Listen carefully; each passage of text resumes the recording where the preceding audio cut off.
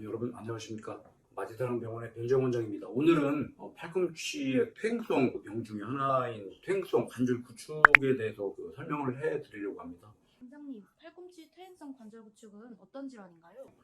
사실 좀 생소할 수가 있죠. 퇴행성 구축하면 이게 뭔가 할 수 있는데 팔꿈치에 생기는 관절염이라고 이해하시면 되는데, 다른 관절염과는 다르게 팔꿈치에 관절염이 오게 되면은 관절염으로 인한 통증도 문제가 되지만 팔을 펴고 구부리는 각도에 운동 제한이 오게 되거든요. 그걸 우리가 이제 퇴행성 관절 구축이라고 하고, 일반적인 관절염은 외상성도 있고 퇴행성도 있지만, 저희들이 많은 환자분들을 치료를 해보면은 외상성이나 그런 것보다는 팔을 많이 쓰는 직업이나 아니면 어려서부터 팔을 많이 쓰는 운동을 했던 분들이 나이가 먹으면서 관절염이 오고 거기에 통증과 운동 제한이 동반되어 있는 경우를 흔하게 보게 되는데, 일반적으로 팔을 많이 쓰는, 팔꿈치를 많이 쓰는 일과 관련된 퇴행성 질환이라고 이해하시면 될 것 같습니다. 팔꿈치 관절 구축은 어떤 증상이 있나요?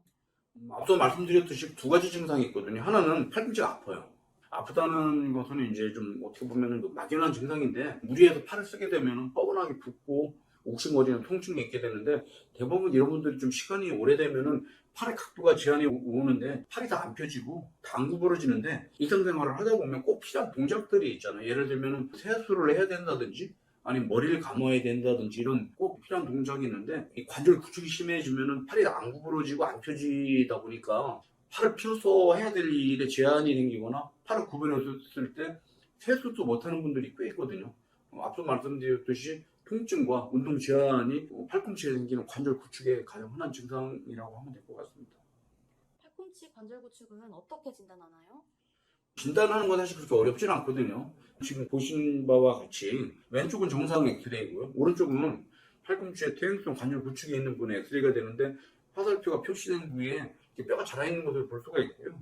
CT상에서도 쉽게 진단이 되는데, 지금 보시는 CT는 팔을 편 상태에서 찍은 사진이 되는데, 좌측은 정상이고 우측은 퇴행성 관절 구축이 있는 분인데, 좌측이 정상에 비해서는 우측에 관절 주위에 지저분하게 뼈가 자라 있는 것을 볼 수가 있고요.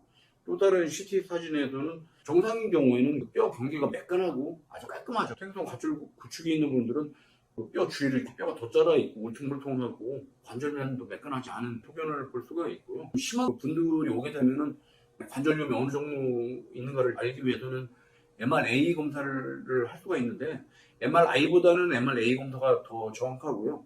지금 보시는 바와 같이 정상인 부위에 비해서 화살표 방향과 같이 앞뒤로 뼈가 자라 있는 것을 볼 수가 있기 때문에, 이 자란 뼈 때문에 팔이 안 구부러지기도 하고 안 펴지기도 하는데, 대부분 이런 분들 수술을 할 때 저희 같은 경우에는 절개하지 않고 내시경 수술인 관절경 수술을 하게 되는데, 직접 저희가 카메라를 넣으면은 뼈를 싸고 있는 관절에 연골이 닳아서 밑에 있는 뼈가 노출되어 있는 심한 관절염이 보통 확인이 되거든요. 이런 과정을 통해서 진단을 내리고 있습니다. 팔꿈치 관절 구축은 어떻게 치료하나요? 앞서 말씀드렸듯이 통증과 운동 제한이 있게 되는데, 만약에 환자분이 원하시는 게 통증을 해결하는 정도라면은 비수술적인 치료에서도 충분하게 효과를 얻을 수가 있고요. 1차적으로 약을 쓰면서 저희 병원 같은 경우에는 우지차 때문에 물을 뻗기도 하고 증시치료 같은 걸 이용해서 주사 치료를 하게 되는데, 이렇게 되면은 급한 통증이나 염증 정도는 해결할 수가 있지만, 앞서 말씀드렸듯이 운동 제한이 이제 심하게 온다고 말씀드렸잖아요. 그 원인 자체가 관절염으로 인해서 관절 앞뒤로 뼈가 자라 있는 것이기 때문에, 이런 것을 해결하려면 수술을 해야 되는데, 이제 여러분들이 꼭 알아두셔야 될 게, 뼈가 어느 한 부분만 자라 있는 게 아니고 팔꿈치 관절의 앞면, 뒷면, 양면편에, 사면에 돌아가면서 뼈가 자라 있기 때문에 뼈를 제거하는 게 그렇게 쉽지는 않고요. 일반적인 절개를 이용한 수술로서는 수술이 힘들고 결과가 좋지 않습니다. 그래서 만약에 수술을 해야 된다면은 절개하지 않고 하는 내시경 수술인 관절경 수술을 통해서 좋은 결과를 얻을 수가 있고요. 저희 같은 경우에는 이미 오래전부터 관절경을 이용해서 팔꿈치에 퇴행성 관절 구축 수술을 하고 있습니다. 보통 퇴행성 관절 구축에 수술을 해야 되는 분들은 일반적으로 뼈가 많이 자라있는 것으로 확인이 되는 분 중에 비수술적인 치료에도 효과가 없고 운동하는 각도에 제한이 심해서 일상생활에 지장이 있는 분들한테 우리가 수술을 권하게 되는데, 과거에는 보통 이제 이런 팔꿈치에 퇴행성 관절 구축 수술을 하게 되면은 이소성 골화증과 같은 후유증이 좀 생겼었거든요. 그래도 저는 이 병에 대해서 수술한 지가 한 20년 되는데 초창기 때 열심히 하다가 중간에 한 몇 년 쉬었어요. 그 이유는 뭐냐면은 이소성 골화증이 의외로 많이 생기는데 그것을 해결할 수 있는 방법이 마땅치가 않아서 해결하는 과정이 몇 년이 걸렸었고요. 저희들은 이미 이제 이소성 골화증을 예방할 수 있는 기술적인 노하우를 충분히 가지고 있기 때문에 최근에는 퇴행성 관절 구축에 대해서 적극적으로 수술을 하고 있는데, 저도 이제 요즘에 알게 됐는데 이 병에 대해서 수술하는 그 병원이나 의사분들이 지금 거의 없는 것 같아요, 대한민국에는. 그러다 보니까 저희 병원의 그 퇴행성 관절 구축을 관절경으로 수술한다는 게 아름아름 소문이 나가지고 전국 각지에서 팔꿈치 퇴행성 관절 구축으로 수술하려고 오는 분들이 요즘에 꽤 많은 편입니다. 아기사랑병원에서 시행하는 팔꿈치 관절 구축 수술은 어떻게 진행되나요?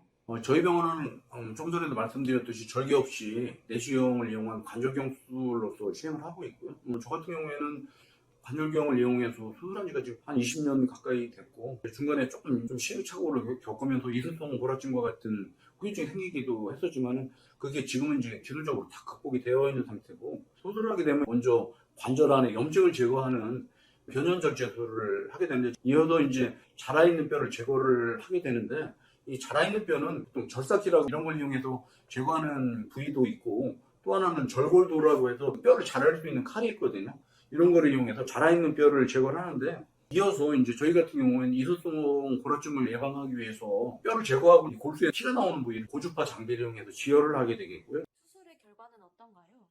저희 병원에서 시행하는 팔꿈치에 퇴행성 관절 구축의 수술의 결과는 좀 상당히 좋은 편입니다. 특히 운동의 각도에 제한이 있던 것은 많이 회복이 되는데, 이제 다만 어떤 문제가 있냐면은 관절염이 동반이 된다고 했는데, 사실 관절염은 사실 수술로서 관절염을 해결할 수는 없지 않습니까? 예를 들면 무릎 같은 경우에는 절골수를 한다든지 인공관절을 한다든지 뭐 그런 수술을 통해서 해결하지만, 팔꿈치는 그러진 못하기 때문에 관절염으로 인한 증상은 좀 남을 수가 있는데, 일반적으로 각도의 제한은 결과는 좀 상당히 좋은 편입니다.